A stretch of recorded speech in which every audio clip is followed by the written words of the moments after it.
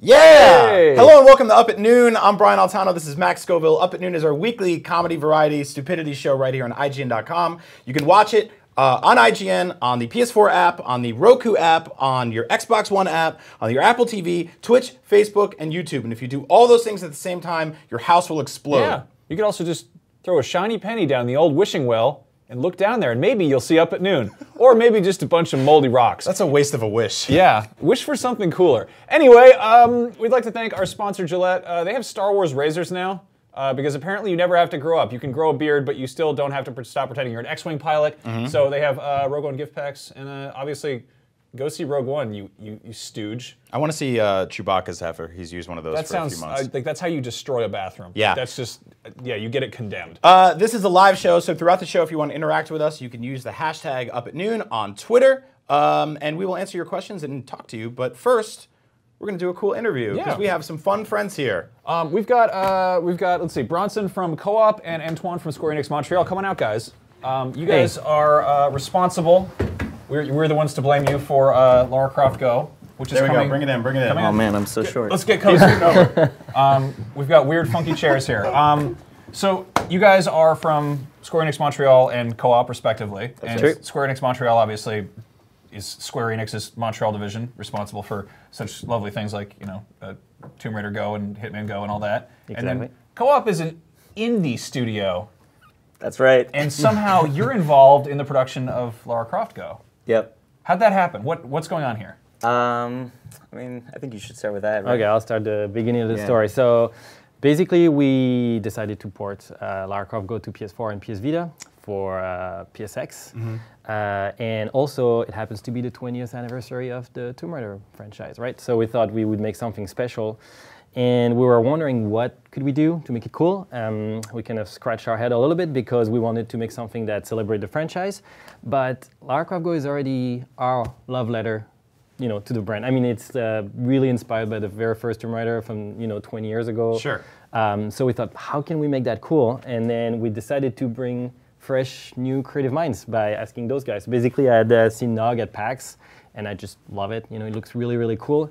And more than that, it's a puzzle game that you can see the attention to detail, right? It's like it's not a massive thing. It's like something small but beautifully executed, like a lot of attention to detail, and it felt a lot like our approach with Lara Croft Go. So just, we got a beer, we discussed our vision of how to make games really aligned. So we thought maybe they should take over. Yeah, and actually, I thought it was super interesting at first because it was like crazy how much our studios really aligned. Like the only difference it felt between Co-op and Square Enix Montreal was like the scale at which the studios were. So yeah, it kind of felt like such a natural thing where we just sort of fit right in with their vision of how to run the studio and like how to make games and all that. It's neat because I've played Nog, and it has this very kind of almost like pop-up book, like tactile feel to it. And then obviously Lara Croft Go is very much like, it's very board game-ish. It's got a Physicality. yeah, it feels like little toys. And I think there's obviously aesthetically very similar, kind of flat and colorful. How did you approach it? It's Lara Croft. Was that daunting? Was it? I guess a little bit, yeah. But because we wanted to do something that aligned with the 20th anniversary of Tomb Raider, we had kind of like a jumping off point. So we kind of thought about what do we all remember from the original Tomb Raider, because no one had played it in a very long time. And we all kind of gravitate towards the manor as the central theme. And then from there, we just sort of, used our creative juices and worked outwards to... You made a video game. Yeah, exactly, pretty much. I do like how the manor has sort of almost become a character on its own in the last few years. Yeah. I think that people had a lot of fond memories of the old Tomb Raider games and thinking about walking around that manor for the first time. And now it's been revisited in VR. You can now play it here. It's really cool how that's become part of it. Now, these games coming to PlayStation is awesome for me, although I did 100% it on mobile games. There's this weird stigma from hardcore gamers about how mobile games are bad and casual and gross. People talk a lot of smack about them. I don't mind playing them though, because it's I can't bring my PS4 on a train. If I did, I'd look weird. And you get mugged. Yeah, I would get mugged, and I deserve it. But do you get this sort of notion from gamers that they're not paying attention to stuff like this until it's on a platform like a console? That's a good question. I think there's definitely a stigma, right?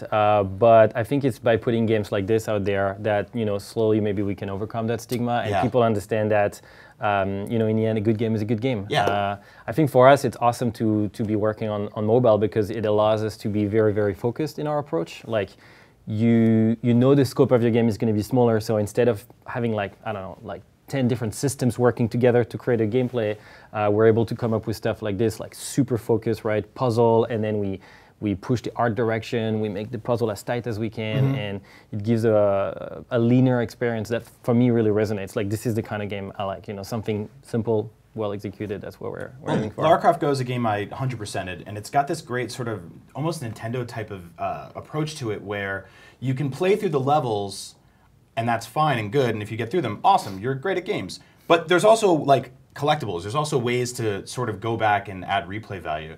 So is that something you guys are looking forward to or looking towards in the way you continue to expand this game, is sort of scaling it for both casual players and people who want to play every bit of it?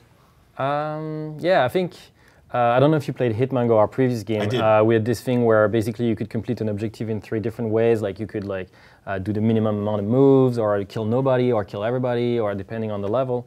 And when we started to develop Lara Croft Go, we had the same kind of 3-tiered objective at the beginning, but we realized it didn't really feel like a Tomb Raider game, right?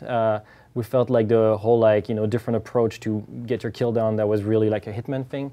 And for us, it was really, really, really important that we don't do a copycat of Hitman Go, but we really try to understand what Tomb Raider is about. And then that's where we started to think about collectibles and little things hidden in the environment. And we added this kind of secondary layer of gameplay with those little vases that are hidden in the environment. And for me, it's really cool because it's, at the same time, it's very Tomb Raider, right? Looking for artifacts in the scene. But also it's like a hidden object game, the simplest kind of game. But since it's on a secondary layer, it really complements you're thinking, you're in the middle of your puzzle trying to solve it, and it's like, oh, here is a vase, and it just feels good to just get this little nuggets here and there. So those puzzles were all touch-based on mobile devices. How's that going to work on PS4? Well, we worked a lot on that. Oh, I stumped you guys, didn't I? No, I think I'm happy with the result. It just took us a long time to get there, right? For sure, yeah. So what we have is basically using the right analog stick, you kind of have a cursor that you can use to find those objects. But we worked really, really hard to make it feel kind of like you were saying, the same way that it felt on mobile, where it's like you see that vase and you're like, oh, there it is, and then you just tap it. So you kind of just sort of give a little jerk on the cursor, and then it actually will snap to that vase, and then. I think we kind of captured the feel as much as we could. Now I was going to ask, you're also on Vita. Thank you. That's always nice. I'm a Vita owner myself, and I encourage others to be. Not enough of them are. But do you have kind of a hybrid of the touchscreen and the physical controls? Yes, we do. Yeah, they both work. Yeah. Yeah, you can just switch. Like, if you start to play touch, it works well. If you start to use the joystick, it also works. Cool. Now, I heard a while back, I think Square Enix put out this thing where they're like, hey, we've got a bunch of older IPs that we're not really doing much with. Indie devs, you got any wacky ideas for what Gex should do? Would it be totally just insane to imagine an older, maybe, I don't know, Legacy of Kain Go or something? Is that? Yeah, I mean, never say never, right? But for us also, we did Hitman Go, Lara Croft Go, and Deus Ex Go. So it's kind of a cycle, trilogy of sorts. Final Fantasy Go, maybe? I think it's important for us that we're not only the Go studio, basically, is what I'm trying to say. We want to, create new projects.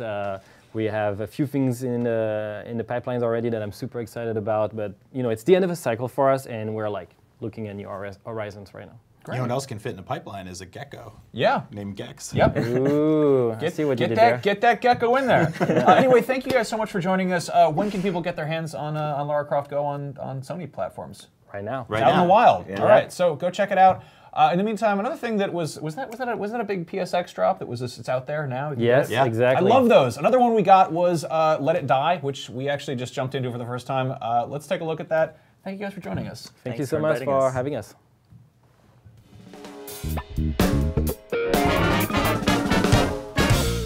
Yo, what's up, boys and girls? It's Brian and Max from Up at Noon, and today we're playing Let It Die, the brand new free-to-play Dark Souls-esque action game where death on a skateboard is trying to kill you. This is developed by Suda51, who also worked on stuff like No More Heroes and Killer 7 over at Gung Ho and Grasshopper Manufacturer. I don't know a lot about this game. We're kind of just jumping in. Very weird. You start out, there's some kind of Death was on a skateboard. We were in a subway. They were like, "Choose your hero." Yeah. I just basically just skipped everything because I wanted to just get in there and see what's in there. Sure. I have a few moves. I don't really know how to play them. If it's a Souls-like, I'm gonna get my ass kicked. Let's see if I can go a whole 5 minutes without dying. Yeah, let's see how far we can get. Let It Die. Is your controller talking? Okay. Oh. Cool. This Death will call me. Does he have like a Spanish accent? He does. So this game is actually free. It's free to download on PS4. You can actually just start playing it immediately. Cool. Oh, so all right. Well, you're very filthy, but you also look like you do yoga. I don't get it. Like this is like a gritty reboot of the Wii Fit Trainer. Yeah, I could see that. We're seeing just enough of the top of your butt. That's kind of weird. Yeah. I mean, that sounds like a suit. Okay, so this is a tutorial. It's probably not going to be too hard, unless it's like a Souls game. It's like butt cleavage. Yeah. Everybody's got butt cleavage in this game. Yeah, it's a future where everyone's dead in an underpants. All right, you ready?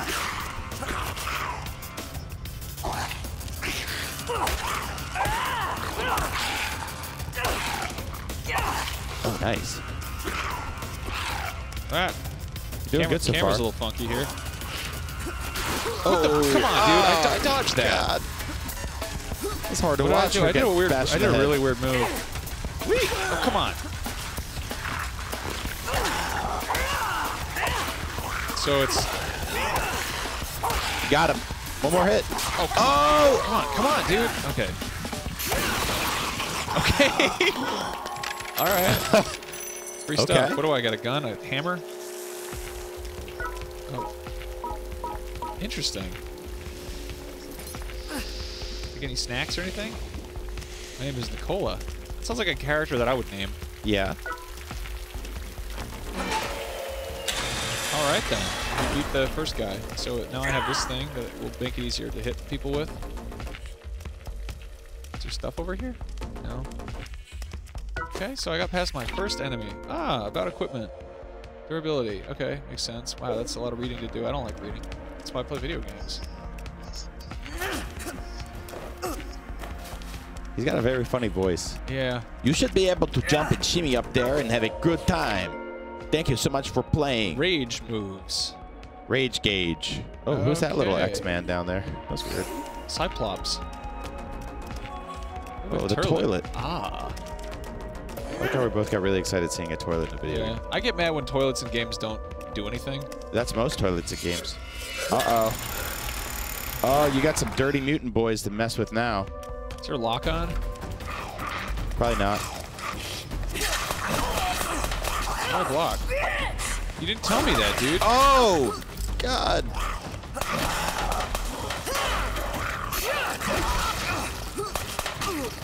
So I wonder if I'm gonna live. Huh. That guy's shooting you.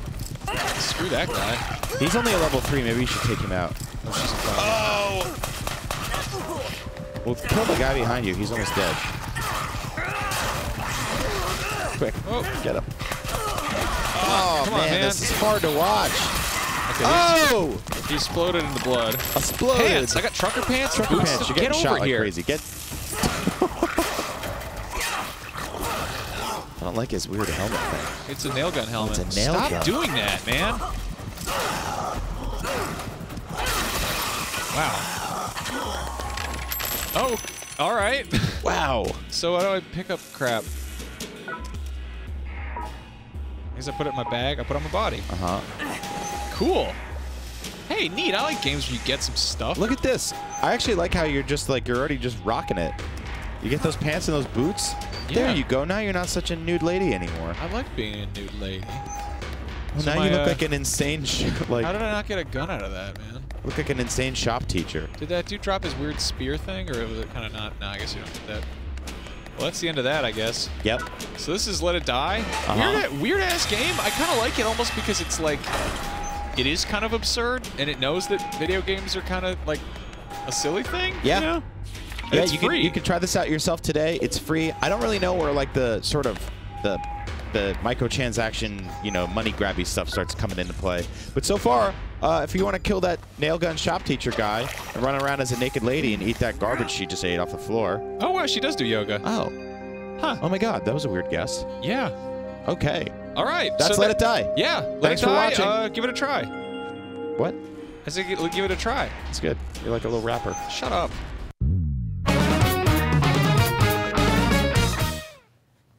Whoopah! And we're back. What was that? Was Sorry, I that didn't mean to startle you. Just occasionally. Whoopah! was that like a really Canadian get over here? Yeah. Come here, please. We don't have anything going on. Come on by. Come on down if you're free. If you're available later, please join me on this side of the arena. This was an awesome year for video games, but this was very specifically a very special week for video games because we got The Last Guardian. I finished it on Monday. It took me about 12 hours. It's one of those experiences that I will never forget. And I think a lot of critics won't either. Max, you're probably going to start it, this weekend maybe? Yeah. And I think it's a very interesting game to look back on because I had a lot of problems with it. But when I think about it as a whole, I really like a lot of what was there, and I'm really glad I got to play it. Critics were kind of all over the place on this one because if you think about it, it's the kind of game where to give a perfect score, you're understanding that it's doing some stuff that no game's ever done before. But you're also sort of saying, like, I'm okay with some of the flaws that it has. And to give it a very negative score is to sort of discredit and disservice all the amazing stuff it's doing to focus only on the technical flaws and the issues. So, weird game of the review. Marty Sleever reviewed it for us. He gave it a 7 out of 10. Not the only review out there, obviously, and I suggest you read all of them, or at least as many as you can. But since you can't and you're busy and you probably want a good spectrum of what went down with this game recently, after 7 to 10 plus years of development time, Max and I thought we'd flip through some of the sort of more notable review quotes. Like we do, and read them to you. So let's start with Telegraph. They think it's perfect. Yeah, perfect score from these guys. They say, what a pleasure it is to find a video game with such warmth and fascination with companionship. And what a joy it is for it to be found in a game with such elegant sense of exploration. Some of its technical quirks cannot be ignored, errant frame rates and inept camera work especially, and some may find Trico's capriciousness anathema to seamless adventure. But that is also what makes him and The Last Guardian so remarkable, things that any animal lover can't relate to. It is beautiful, heartfelt, unique, and infuriating, and I adore it. Wow. I've seen that like as a running theme about this game, and Max, you have a dog, right? You've trained it. I used to have a dog. Like I think like people are saying that the cumbersomeness that this game has and the inability to sort of get Trico to communicate with you is kind of like when you're standing in your backyard and you're like, come inside, and the dog just stares at you. Well, I mean, it's like that feeling of like, oh, we got it when the dog does the thing you want him to. Yeah. But does that translate to a good? I mean, is it dog or feature, you know? Right, like, Yeah, that's a really good quote. So yeah, I think it's a little bit, they could have maybe streamlined that a little bit. This seems like the kind of game that even in spite of like technical errors, like maybe they could have just like made it a little bit easier, just less resistance. But I mean, again, I haven't even got my hands on it. But, sure, no, I totally agree with that. Having completed it, yeah, I'm right there with you. So then again, I love that Time Magazine is reviewing these games because they've been taking such a long time to come out. You know who else reviewed it? This game is Guardian. Oh, that's just so stupid. Time said, it feels momentous, a design breakthrough I wasn't expecting, and an experience that seems more likely to stand the test of time than others we like to point to. It calls out some of what's crass about this industry while showing us another way forward, the shape of things to come. So I thought there was some interesting meta commentary in that review right there, because it's basically saying how many times we play a game and we're like, it's timeless. Right? Or, you know, this is gonna stand the test of time. But when I look at 3D games from like the last 10 or 12 years, I would say Shadow of the Colossus holds up really well for the most part. I would say stuff like Wind Waker like visually holds up really well. But if you look at like, you know, Modern Warfare or something, great game, had to get a remaster. A lot of games have to get remastered. I think this is one of those games that you'll be able to look to in a very long time and still be like, there's something special here. Yeah, art direction goes a long way. Yeah. Level Up said, they give it a 9 out of 10. A brave vision that communicates a unique message, almost anachronic. In a sea of contemporary explosions, noise, and violence, The Last Guardian is a pause that contributes to video games with something despite some design annoyances. That's another thing is like, this is a game that's for all ages. Yeah. And, you know, I mean, people... Well... Okay, I mean, it's most ages. You know, it's like... They beat that dog up real good in that game. But yeah, but it's not like, you know, it's not politicized Yeah. and it's not sexualized. It's just kind of like, here's a fairy tale. And sometimes fairy tales are violent, but it's like... That's what I mean, it's got Yeah. this sort of feel like where you're like, I don't know what year, like when Star Wars starts and you're like, I don't know what year this is, and it doesn't matter. This is just a story happening out of a storybook, like a fable. You know? US Gamer says, playing The Last Guardian reminds me a lot of playing Half-Life games. The actual moment-to-moment of working my way through the game involves an enormous amount of frustration and annoyance, but when I look back at it, all I see are the happy memories of the experience.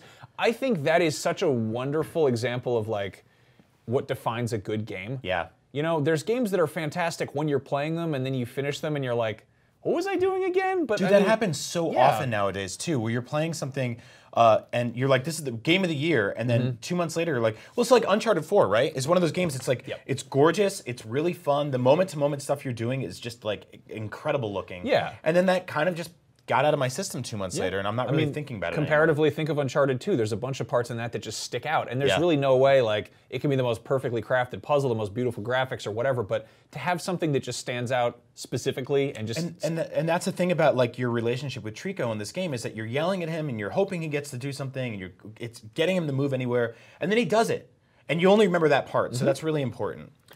Polygon gave it a 7.5. In its best moments, The Last Guardian pulls off feats that can only be done on modern hardware. At its weakest, it's not just like a PlayStation 2 game, but like a particularly rough, unpolished PlayStation 2 game, one that recalls the legacy of its forebears, but can't quite recreate it. So pro tip for people who haven't started this game out yet, you can actually hold down one of the shoulder buttons and that'll focus the camera on Trico. It never tells you that. It does tell you that you can climb on things and jump on things up until literally the last moment in the game, but it doesn't tell you that. And that was one of my main problems with this game, was the camera. Through amazing cinematic moments where set pieces are exploding and falling down, Trico goes to this incredible leap, and the camera tucks around underneath the boy's leg, and I'm like, I don't need to see that. Yeah, don't look at that, Tungus. Yeah. IGN again, 7 out of 10. Marty Sleva, the divide between highs and lows of The Last Guardian is staggering. For every wonderful moment of absolute beauty and emotional attachment to its lifelike companion, there's an equal and opposite baffling moment that ruins the mood with frustrating controls and camera angles. Yep. Yeah, he goes on to say that he pretty much put up with all of it because it's worth seeing. Yeah, You know? and then finally, Gaming Trend gave it a 6 out of 10. The Last Guardian story is moving and beautifully told, but the poor execution of its dated mechanics hold it back from the greatness of its predecessors. I've been going into this hearing a lot of the kind of technical negativity, but again, it sounds like it's really kind of playing is believing type of thing. Yep. You're usually like, you are really good at cutting through the kind of the fluff and the BS that comes from, you know, praise. Thank you. But for you to be like, hey, this is worth it in spite of the flaws is Yeah. high. That's high kind of realistic praise. So And I'll tell you this, Max, and I'll tell the audience this right to the camera. Play this game. Yeah. Somehow, rent it, borrow it, steal it, whatever you got to do. Play this game. Don't steal it. It's hard to do that. It's worth getting through the bad stuff to see what the good stuff is here. There's really nothing else like it. cool. Yeah. All right, so Amiibo are a scourge on the world, and they cannot be stopped. No, I'm just kidding. They're cute little toys. They are really funny because it's really like every time I think I'm out, Nintendo's like, we got some new ones, and I'm right back in. Recently, so this is part of the Nintendo's 30th anniversary of the Legend of Zelda franchise, another beloved classic franchise that it's just been with me since I was a kid. So I have a lot of connection to it. We've seen a lot of Zelda Amiibo through the years. We're gonna go through some of them real quick. We've got the Twilight Princess Link, which basically launched for Smash Brothers, right? You saw that as part of the Smash line. Also, because of that Smash line, we also got a Wind Waker Link, which I think is really cool. He's got this sort of textured body look over here. Through that, we also, of course, got Zelda. We got our alternate form of Sheik. We got Ganon, who I think is one of my favorite looking That's Amiibos. one of the definitely the most gorgeous. Yep. Janon, as they say. And then we've also got the Wolf Link from Twilight Princess. So sort of two Twilight Princess ones, one Wind Waker, and a couple that are sort of based on like Ocarina of Time or, random other things. But that not being enough, we got an entire new line of Zelda Amiibo this week. I bought all 4 of them because I'm an idiot and I can't stop doing this. Let's start with the first one they've actually made based specifically on Ocarina of Time's Link. Vape Link. Vape Link. And I really like this some one. huge clouds there. Yeah, so he's a cool figure because he's not really in an action pose. When you think about a lot of the stuff you're doing in, when you think about a lot of the stuff you're actually doing in Ocarina of Time, there's a lot of fighting, there's a lot of like looking around for secrets, but there is a lot of just playing your ocarina and making stuff happen in the world. So he's a really cool one. This one's really gorgeous. I'm actually like less fond of the ocarina design. It's just one of those things that it's so very 90s, and for a lot of people, that's kind of they're nostalgic for that. Yep. I will say I really like this pose and this this figure. What happened to my Boba Fett? I don't know, a probe droid fell over. With that, we got one of the other 2-packs that they've done. They haven't done a ton of 2-packs with Amiibo. We've seen some stuff with like 3-packs with Splatoon, some Animal Crossing stuff, the Rob Game & Watch and Dog, you know, like Gun, Duck Hunt Dog guy. These two are both from Wind Waker. It's Zelda and Link. He's got his like weird pokey sword there. I love his little shield. Like, it's actually really cool looking. It's, again, a cool pose. Like, it just goes with the whimsy and music of this game. These are probably my favorite, I mean, kind of to contrast the Ocarina one, these are probably my favorite modern Zelda designs. And these are some of the most awkward poses. Like, she's like, well, I don't know. What are you doing later? Oh, gee whiz, I don't know. And he's like, I mean, he's doing, you know, this Harry Potter baloney, but it looks like he's losing his balance. So let me tell you the Zelda that I would have wanted, and I'm going to try to do it without spoilers, but there's a scene towards the end of the game where she uses the light arrow, and she's got a bow and arrow, and I would have loved that action, that sort of hero pose. But last but not least, this might be my favorite, one of my favorite Amiibo ever made. It's very weird, it's very chunky. It is the classic NES 8-bit sprite Amiibo, Link. This one is really cool. He's really cool. So what thing I like over here, look at that huge honker. I don't like the nose. Look at that nose. So spin around, let's see that Master Sword on the back. That's actually super cool. I like the way they did that. Now, they've made one of these based on Mario. Jax Pacific also makes something kind of like it. So he's like, there's what that flat design looks like, right? Yeah. But they didn't put it back on that one. So these two side by side, good friends, good kissy boys. I will point out this is a collectible I got a couple years ago.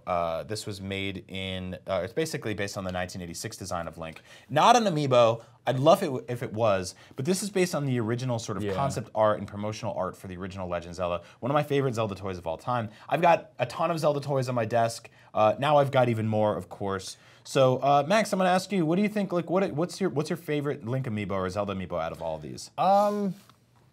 I gotta say, I mean, to actually talk about Link, I don't like Ganon that much. Really? But, like, that's just, this is easily the most beautiful toy here. Yeah. I was gonna tie you on that one. He's really cute. I really like the Wind Waker Link. It's the textured tunic that he has, this cool action pose, running along. I'm not crazy when they put this like ice block up their nuts like this, you know, or like. I'm sure he's not either. Yeah, he's not happy about that. Or this one, like the they called it the frozen pea stand or whatever. Like that's just gross. It's a weird color to make that. I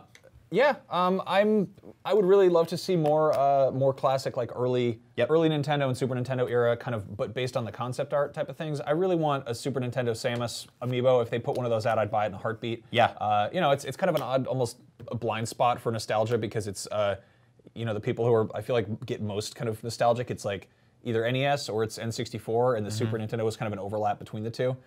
So maybe we'll see, you know, some more toys and action figures based on that. I would love a Link Between Worlds one or a Link to the Past one. I'm sure Nintendo's going to do all that. We've got Breath of the Wild ones coming next year, which are like posable and articulate. So super cool. This is obviously never going away. Amiibos are here to stay, much to the chagrin of my wallet. Yeah. Another thing I threw my wallet at many, many times this year was movies. We had a great year for movies.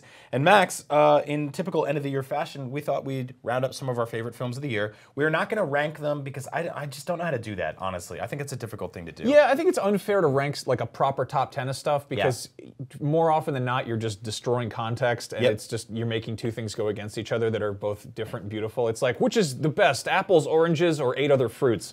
So on that note, here are kind of Up at Noon collaboratively's favorite 10 movies of 2016 that we've seen so far. Worth noting, there's a Star Wars film coming out which we haven't seen yet. And I want to point out real quick, IGN's going to be doing lots of top 10 lists and end-of-the-year lists between December and January of next year. So keep it locked, as they say, for all those things. But this is our personal list. This is our time to sort of geek out about the stuff we love.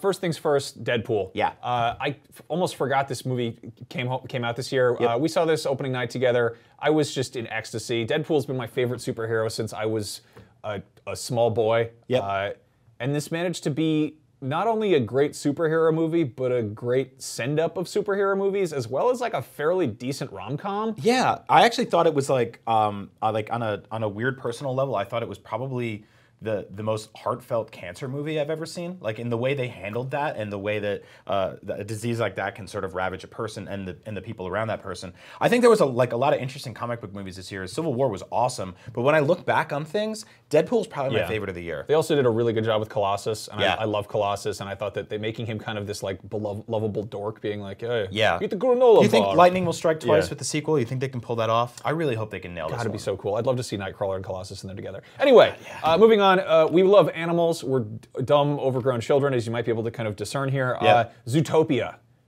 is awesome. If Yeah. you have not seen this movie, fix that. It is just charming. It is like, it has such a strong attention to detail. It's just like, it's basically a buddy cop movie, but in a world full of animals.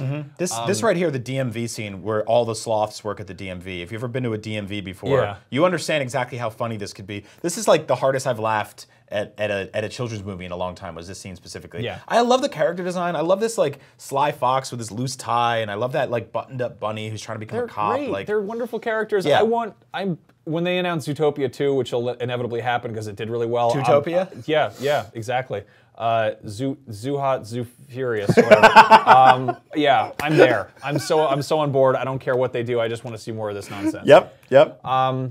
Another animal we do not like is the shark. Yeah. The gun of the sea. Responsible for some amount of The death wolf that we of the can't- ocean. The Shallows Dude. is, I think, the best legitimate shark movie I've seen since Jaws. Yeah. We figured out something this year that we really like. We love big dumb blockbuster movies and big budget stuff where you forget what you're doing. But it's also so much fun to watch a movie that's small, it's personal, kind of cramped, yeah. and A small, tight personal conflict between a beautiful woman in a bikini and a thing that wants to kill her. yeah. This is actually Blake Lively. This is Ryan Reynolds' wife. She's just a stunning, gorgeous woman, excellent actress, and this entire movie is kind of focused on her as she's going surfing, and then oh crap, there's a shark. Yeah. So it's sort of like I mean, if you want to pretend it's a Tomb Raider movie, you could absolutely do that. It's very much in that vein. Don't watch any trailers. You haven't seen it. Just go in cold. Jump right in, as they Jump say right in, at and the old beach. don't worry. The water's dangerous as hell. Yeah, it's badass. Yeah. Again, on the kind of cramped, weird, small-scale movie, The Witch. Yeah. This is another movie. This is, I think calling this a horror movie almost sets it up to be disappointing. Yeah, I don't know how, like, this works more as a weird, bizarre, sort of religious period piece than it does an Yeah. actual horror film, because I don't think it's, like, jump scary as it is just consistently unsettling, It's right? really, really unsettling. The Witch is, it's great. It's, yeah, go into that cold. Maybe put subtitles on because they speak in, like, an old dialect, but it's just weird. Think of it as, like, a historical thriller. Yeah. Moving on, another, again, small-scale, really tense movie, Green Room. Yeah. This is a movie. This is a horror movie about neo-Nazis. But an indie band that gets trapped at a neo-Nazi bar. Yep. It's sort of like Kevin Smith's Red State, but at a bar, but I think a whole lot better, Yeah. you know, just better. Cool in setup, and general. also Patrick Stewart as a terrifying neo-Nazi Yes. dude. Like, oh man, he's chilling. So see that one. As we always say, skip the trailers, just go see it. Yep. Moving on, you love this one. I was less crazy about it, but I recognized what it was doing, The Invitation. Yeah, so The Invitation's a really cool sort of movie where this guy shows up to a house party where his ex-girlfriend is there with her new husband, and he starts realizing like he's in the company of some very unsettling people who may or not be in a cult, and he may or not be going crazy. And you don't really find out until the end. It's on Netflix, so you can just basically just jump right in like I did. Don't watch anything. I think that goes for a lot of the movies on this list. Moving on, The Nice Guys. Yeah. If Zootopia is an awesome buddy cop movie with animals, this is an awesome buddy cop movie with human beings. Yeah, Ryan Gosling and Russell Crowe. It's Shane Black who did basically. He makes the best buddy cop movies. He did Lethal Weapon, Last Boy Scout. He did Iron Man 3, for better or for worse. He did The Long Kiss Goodnight, Kiss Kiss Bang Bang. Yeah. This is just him being like, hey, it's pretty much all the things I've ever done rolled into one ball, and it's set in the 70s. It's all colorful. It's a and goofy. genuinely warm, funny buddy cop movie, but it's also like exceptionally violent at times. That really explaining it. People just get murdered off screen and they just deal with it. So check that one out. Nicholas Winding Refn is the guy who directed Drive and Only God Forgives. Very weird director, beautiful sense of style. His most recent movie, Neon Demon, is, I believe, an Amazon Prime exclusive. So if you get that, jump on it. The best way I can describe this is it's a cross between Drive and The Witch and Mean Girls. Yeah. It is not a horror movie. It is not a thriller. It is just a really strange, gorgeous, kind of slow burn of a movie. Give it a shot. Try to keep an open mind, and yeah, just let it mull. Think about it. Again, with the tense, tight, weird, unsettling ones. This is Don't Breathe. Again, psychological thriller. One of the most unsettling movies I've ever seen. Just genuine terror in me watching this film. Stephen Lang plays a blind guy who may or may not have a bunch of money in his house, and these rouseabout teens come in to take over. It's like that movie Hush on Netflix, but just 10 times scarier. Incredibly violent, really, really dark, very tense, and I can't wait to see it again. Wasn't that the director who did the Evil Dead remake? Yes, that the had Evil people Dead cutting remake. off their eyeballs and stuff? Yep. Ugh. All right. Finally, a lot of these are kind of art housey, kind of like more cinematographical, or whatever you want to call it. Yep. Teenage Mutant Ninja Turtles 2: Out of the Shadows is a stupid, bad movie, but my God, is it fun to watch. Yeah. This is the live-action version of the cartoon action figures we grew up with. It's like, if you go to this movie and you're like, this is a dumb movie, you're exactly right. Here's a picture of a warthog that is wearing sunglasses and a rhino that's wearing different sunglasses, and he rides a motorcycle. This is a dumb movie. This is a stupid, stupid movie. Go watch this movie if you haven't seen it. If you think it looks stupid, congratulations. You figured that out. It's fun. Just have some drinks or watch eat it, something buy it, or whatever. Get your friends to buy it so we can get Ninja Turtles 3 that hopefully isn't set in Japan. We stand behind all these movies. They're a good time. Broaden your horizons. Don't just see the stuff that's raking in billions of dollars. See the smaller things too, because they're frequently very good. That's true. Like Ninja Turtles. Yeah, exactly. That little indie hit. hit. So while we're doing this, 2016 is rolling to a close. A lot of awesome games came out this year, and it's honestly hard to keep track of them all because we take them all into account here at IGN. Yeah. This was hard to do, by the way. IGN will totally be doing a Game of the Year and a top 10 countdown of all of the best games that came out and rank them and argue about them and all that. But, while they're off doing that, we decided to just kind of put our heads together and be like, what are the games that we kind of agreed on that we really like? So this is Up at Noon's top 10 favorite games, not in order, just 10 of them in a pile. Sure.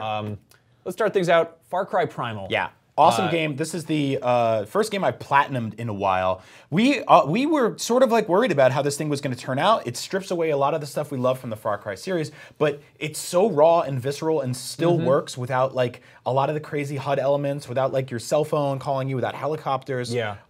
Man, I love this game. Yeah, Far Cry 3 is one of my favorite games. I played a lot of Far Cry 4 and was kind of let down by it because it felt so iterative on 3. If I'd never touched 4, Primal would be like one of my favorites ever. It's this weird kind of hybrid of 4 and Blood Dragon. A lot of fun. It's also the most gritty Flintstones game we've gotten ever. Moving on, Ubisoft was on a roll this year. Watch Dogs 2, we're big open world dorks. We like just going around and messing stuff up. And if you can call the cops or call animals or whatever, that's good. Watch Dogs 2 was set in our hometown, San Francisco, and yeah, just like a fun, mischievous game that... I think fun is the good way to describe this game. And I think when you think of a lot of open world games, they're gritty and they're kind of dark, especially like the first Watch Dogs, right? Just a wet blanket of a game. But this is so much fun. Laugh out loud funny at the chaos you can create. Coming up next, another one from Ubisoft, Eagle Flight, which is probably my favorite PSVR game of the year. It takes place in Paris that's overrun with animals, and it's all used head tracking to control your eagle, and you can just fly around in this open world game. It's cel-shaded, it's gorgeous. It's the perfect VR game to show to people. That's awesome. I love this one. Moving on. Battlefield 1. Damn. I didn't think I would say this, but like I fell in love with this game. Like I am not a shooter guy, multiplayer, I play single player stuff, but like Battlefield 1 is fun as hell. I love the weird almost kind of janky World War I tech, and just presentation-wise, it manages to be colorful and gorgeous, and just, yeah, it got me into multiplayer shooters. Like, what the hell? I mean, I guess Battlefront did, but that's Star Wars. Yep. Anyway, moving on, Firewatch.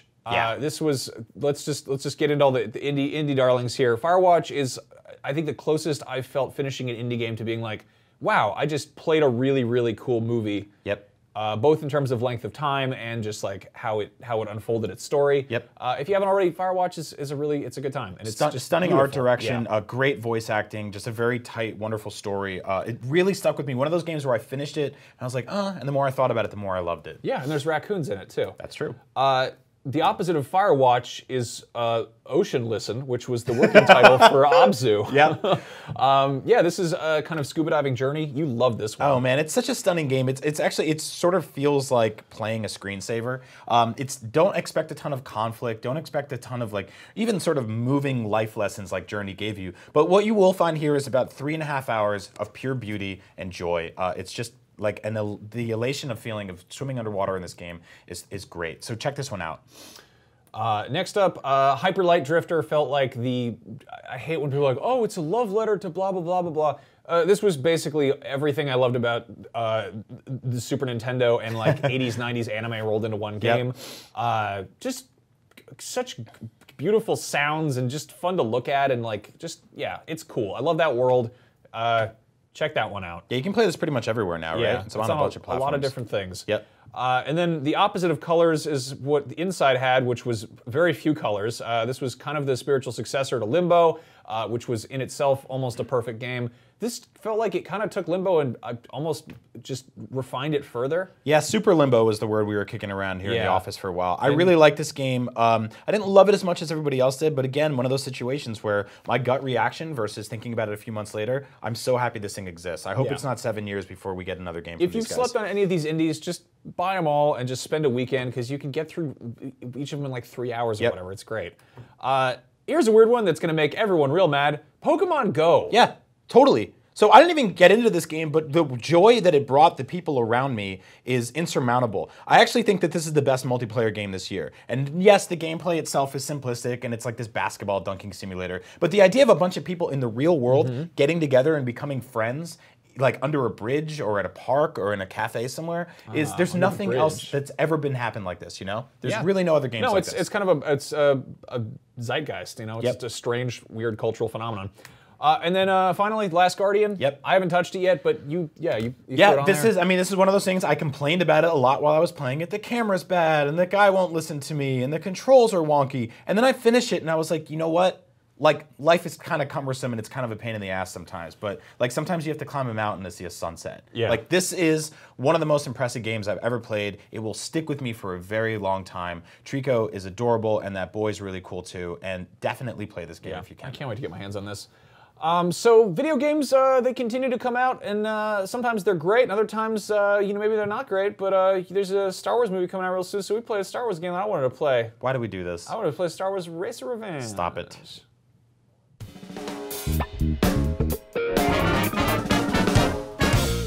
Hey everybody, Max and Brian here. There is a new Star Wars film coming out very soon. And that got me thinking about my favorite thing in all of the Star Wars universe, which is pod racing. Don't you love pod racing? Not really.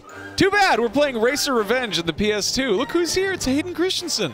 Oh, the last Star Wars movies with the word "one" in the title. Yeah. I hope they make a Rogue One. Did he say wizard? He just said wizard. Yeah, he did. So I don't understand this. This doesn't make a lot of sense canonically. This means that teenage Anakin came back to Watto's Canyon and started rocking around. I feel like after he killed a bunch of Tusken Raiders, he probably was like, "Screw it! I'm gonna take the old pod racer out for a lap." Okay. Man, I really do want a new version of this game. What about this one? This one's perfect. No, I want a newer one. How do I drive? What am I looking at? What is that? Yeah, what are we looking at? This camera view sucks. What do you do? Is it that? Great job, Max. This is now this is what some would call pod racing. This has been commonly referred to as pod racing. Yes. In many areas, they refer to this activity as racing pods. So you want to keep your speed at like right about an even 420.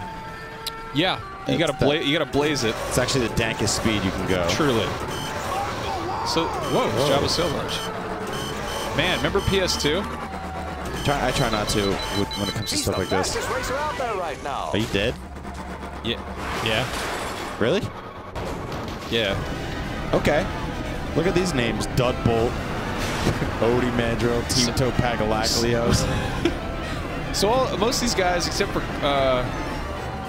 I think except for Kraid and Nemeso, they were totally in the Bunta Eve race with Anakin Skywalker in Episode 1. The Phantom Menace. Great. Why did you make me watch this? Why are we watching you play this game? I don't know. You were like, we need to do another Let's Play for time. So we did it. This one? But this is the video that we're going to put in our show? Yeah, we put it in the show. Now that's what pod racing is. That's wait. We did it. I'm gonna get you for this one. What are we gonna play Bubble Bobble next week? It's on the PS4. You're in a whole lot of trouble. I'm gonna get you real bad next time. You'll never catch me, Brian. Tune in next week to find out how I get Max real good. Back to you, Brian. You punk ass buster. You stop calling me that. Racer Revenge. Why did we do that? I don't know. Anyway, so it's been a weird year. You know, a lot of strange stuff happened. You know, I'm hoping that 2017 will maybe be kind of low key. But then we got a couple trailers this week, and here's a sentence I never thought I would be saying out loud in a million years. I am more excited about the Baywatch movie than the Mummy movie. Yeah. Okay. That's. So First of all, it's reboot time again. Yeah. So here we are. There are no new ideas, and even the bad or the good old ideas have been rehashed enough times that we're just the bottom of the barrel has been busted through, and we're just digging around in the dirt here. Yep. We got the Mummy trailer. Everyone's saying this pretty much looks like Mission Impossible, but with a mummy. What? Yeah. I didn't realize exactly how fond people were of the original Mummy movies. Like I saw them and I was like, yeah, they're cool, whatever. The Tom Cruise one. I think it looks kind of interesting. It starts off very kind of tense and menacing, and I'm like, yes, the Mummy, which has never really been scary to me. Also, my God, that man is aging obscenely well. So here's my problem with this film, because I know you love it, but I'm gonna poop on it right now. I don't. This looks like if Zack Snyder rebooted The Mummy, it's again, Zack Snyder took Batman and Superman, who are two campy, sort of lovable characters, and he made them dark and gritty, and I think in some ways that works, and in some ways it doesn't. Sure. The Mummy, people love it because it is like Indiana Jones with a little more supernatural stuff, right? Right, and it's campy. That's the recent ones. That's the Brendan Fraser ones. Yeah. But long before that, there was the Boris Karloff stuff. Totally. And it's apparently kind of. I think they're going more for let's do action horror. Let's do what's the equivalent of a Boris Karloff, Bela Lugosi horror movie from back in that period. That was kind of a golden age of movie monsters. Meanwhile, I mean, people just seem really very lukewarm about this and kind of what am I looking at? What's happening? It's odd choices. Meanwhile, Baywatch looks like 21 Jump Street, but with The Rock and Zac Efron, which sounds. I realize if you haven't seen 21 Jump Street, a bad thing, but that's actually a good thing, I think. My expectations for a Baywatch movie are pretty low. Yeah, I mean, especially because you only listed the dudes in that movie. I'm like, oh, good, Baywatch with those men. Well, I didn't want to sound like a crass pig man, but what do you think people are going to look for in that movie? The honkers. That's a movie about people going to the beach, not people wearing suits of armor. So they're totally making fun of the fact that it's a Baywatch movie. Yeah, that's good. It's literally making fun of the fact that lifeguards aren't cops. You can't make a cop show about lifeguards. So I think the key difference here is that the idea of a mummy coming to life and terrorizing people is inherently kind of a dumb thing. And that's what the Brendan Fraser mummy was doing. Yeah. And that's what worked there. The fact that they're like, oh yeah, but what if we took that thing that's kind of stupid, this weird toilet paper god or whatever it is, let's have it cause some mayhem, and then we're introducing a Universal Monsters cinematic universe, which they are doing. Russell Crowe is playing Dr. Jekyll, so they can spin him off and do Dr. Jekyll and Mr. Hyde. Baywatch is dumb. It's a dumb idea, and because of it being openly dumb with itself and being like, okay, why would they make a Baywatch movie? Let's make fun of it. What's wrong with Baywatch? Let's lampoon it and lambast it and stupid things should know they're stupid. I like that. Whoever I like was that a lot. You know what? What if we took the Mummy seriously? Whatever weird dark fic writer pitched that idea should just get kicked in the seat of the pants. Yeah, it's an adult man or woman surrounded wrapped in toilet paper. I'll still see both of them, but I mean, I don't know. I'm calling it now. I think people are going to be pleasantly surprised by the Baywatch movie and mediocrely disappointed by The Mummy. I'll be honest with you, the thing that pisses me off the most about the Mummy trailer is that 80% of it takes place on an airplane, and that's the only place where most people will watch The Mummy. Damn. Okay. So we didn't get a video game called Silent Hills that involved Guillermo del Toro and Hideo Kojima and Junji Ito. Stop reminding me. Which really hurts. Really we got hurts. PT, the playable trailer, and until it became unavailable to download because there are people at Konami who are literal monsters. But This the good news intro is, was designed to depress us. yeah, sorry, but I don't mean to get too depressing here. But some people went data mining in the files of PT, the playable teaser, and they found some weird Silent Hills PT enemies that we'd kind of never seen before, just floating around in the guts of that data. I've got a picture right here of what one of the monsters looks like if you kind of just, I guess, put him in a Gap commercial. Oh, thanks for showing me Yeah, that one's the dude from Guardian of the Galaxy's ass. I mean, yeah. So monsters never really look good if you make them do like YMCA poses on a white background.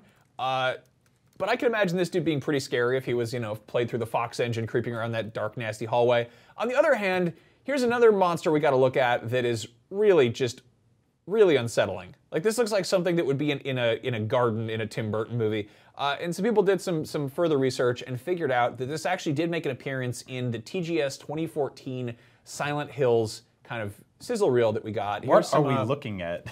So it looks in the trailer like a giant hand that's falling in a hallway. Oh, okay. That's what it looks like when it's just hanging out. What is posing. that like? Low boob going on down there. That's its low boob. That's its All right. integrated shoulder. I don't know, but if you watch that trailer, it's really cool. Get us out of there. Can you make us leave? There we go. Thank you. Yeah. So it's basically this hand that's pulling this mangled torso down a hallway by itself, and it's really, really unsettling. And I don't know if this was anything that Junji Ito was involved with. Junji Ito, if you're unfamiliar, is a awesome horror manga artist who's responsible for Izumaki, I think it's called. But he does like just the creepiest, just most like contorted surrealist horror. That's not like, hey, it's a monster. It's like kind of psychological, kind of body horror. But this totally was giving me that vibe. I don't think we're ever gonna see a full Silent Hills in what it could have been, but it's fun to speculate. Yeah, so go watch some Guillermo del Toro movies and go read some Junji Ito manga and yeah, just support whatever Kojima's doing next. Yeah, and if you really need to pick me up pet after Silent that, Hills. a lot of people are ripping a lot of assets from the source code of that game and doing this weird sort of like mashup cinema stuff with Metal Gear Solid 5. Go Yes. look those up. Those are super funny, really weird. Yeah, look up, what is it, Secret Quiet Theater or something? Yeah. It's very strange. Very odd. Moving on, in the ongoing effort to just really make the worst things come to life, the production company that does the Fear of the Walking Dead has acquired the movie/TV rights, I believe, for two classic Sega properties, Altered Beast and Streets of Rage, which are pictured here. What? That's as TV shows? Yeah. Are you kidding me? No. What? How? So it's like a Wolfman show? So there's two directions you could go with Streets of Rage. Please do tell. One is you make the most shameless use of that name, and you're like, oh, it's a show about cops or people fighting in the street. You make it like Step Up to the Streets, but they're doing like Of Rage? UFC stuff instead of dancing. Okay, yes, Or- and hold on, wait, or- I'm with you, okay. because that's okay, that makes a lot of sense. But eventually, there are non-human characters in that world. Sure. There So is that gets cool, but I mean, maybe you leave that out. The other way you do it is you make it one of those just shamelessly over-the-top throwback 80s things, which I doubt would ever like land on network TV or wherever the hell they want to put this. That could be interesting if you did something that was sort of like Turbo Kid or Wolf Cop or Hobo with a Shotgun, like very like intentionally VHS era campiness. Yep. That could be kind of cool, but again, why not just make something new? Like, why do you have to pay anybody for the rights to Streets of Rage? Like, See, I like your first idea of actually taking it seriously, but in the third season or second season, if it gets that far, it won't. A kangaroo with rollerblades shows up. that'd And be kind of interesting. It's played by a real human man named Yeah. Ice-T. On the other hand, Altered Beast is one of those games that, looking back on that, is just uncomfortable. It's about a bunch of muscular, mostly nude dudes who eat pills or something and then turn into werewolves or actual dogs, and then they fight like head-shooting clay monsters. The whole thing is like kind of just very, very Greek. Really, it's just like it seems like something that if they were going to make a TV show to that, it would have been made in like 1994, and it would have come on like after Saturday morning cartoons. Dude, Altered Beast is the definitive example of nostalgia goggles. It is that game that we played when we were... sucks. It sucks. And we played it when we were kids, and we thought it was cool because it was the first game that ever talked. It was like, blah, blah, blah, blah. And you're like, what are you talking? What are you saying? I'm a wolf man. Yeah. It was a really bad game, and then every few years, instead of leaving it alone, Sega was like, here's a remake, here's a port, here now you can play it on this thing, you can play it on this thing. Oh, we're porting it to the virtual console, it's here, here, and here. Yeah. It's not a good game, it was never a good game, but instead of just like us forgetting that and going like, yeah, that was a cool game, Sega's hell-bent on reminding us every 3 years that it sucks. So making it a TV show might be the best thing you can do out of it, because at least I won't have to play it again. Yeah. Well, the good news is, for more on the upcoming Streets of Rage and Altered Beast TV shows or movies, or who cares, keep it locked to IGN. Yeah, we'll definitely We'll totally talk about that. I don't know. I'll have fun. It's like watching something burn. Sure. Anyway, speaking of nightmare animals. yeah. Here's a question for you. How much money would you pay to drink beer out of a dead squirrel? I think you mean how much money would they'd have to pay you to drink beer out of a dead squirrel? The correct answer is you would have to pay $20,000 to drink beer out of a dead squirrel. There is a company called BrewDog. They are a brewing company based out of Ohio, and they are currently sort of auctioning off the rarest beer in the world for $20,000. Look at these dapper-ass bastards. Yes. This is called the End of the World beer, I think. Yep. It is the rarest beer in the world. They only made 12 bottles. That sounds really just like a short-sighted planning on their part. Maybe they couldn't find a big enough thing to brew it in. And they hired a man, his name is Simon the Stuffer. He's a taxidermist. They teamed up with him to put these... Simon the Stuffer, huh? normal bottles inside of these dead animals. They're trying to raise $50 million for a new brewery in Ohio. Apparently, Ohio had this thing where they previously had a kind of like a limit on how high of a proof beer you could brew. On how high you could be before you made beer? I guess, something like that.